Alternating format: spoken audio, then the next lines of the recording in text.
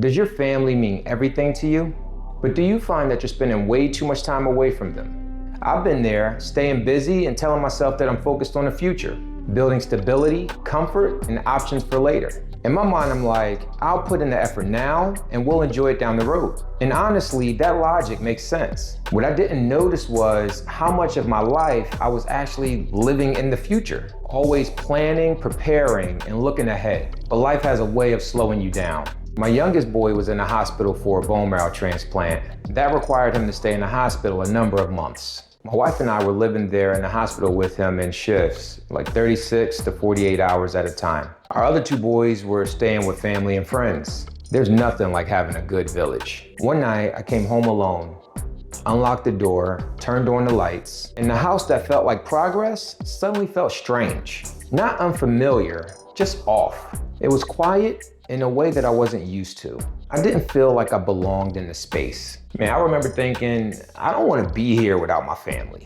It didn't really feel like home. It felt like a place that just didn't make sense without the people that I love. When have you been in a place that usually feels warm and familiar, but suddenly felt foreign without the people who gave it meaning? What do you do when something that felt like progress suddenly feels empty? When that hit me, there was no instruction, it just stayed with me. What became clear was simple. Effort for the future matters. Intention matters, but not more than spending time with the people you love today. While we're focused on what's coming next, time just quietly keeps moving. Kids grow up and seasons change. Connection doesn't disappear all at once, but it can fade if it just keeps getting postponed. Ordinary moments that we typically take for granted can sneakily just become missed opportunities. What surprised me was how much relief I felt just seeing all that clearly. I stopped treating life like it starts tomorrow. I realized that I can enjoy today while still building for the future. And sometimes you can include the people who you're building for in the process of building. So let me ask you this.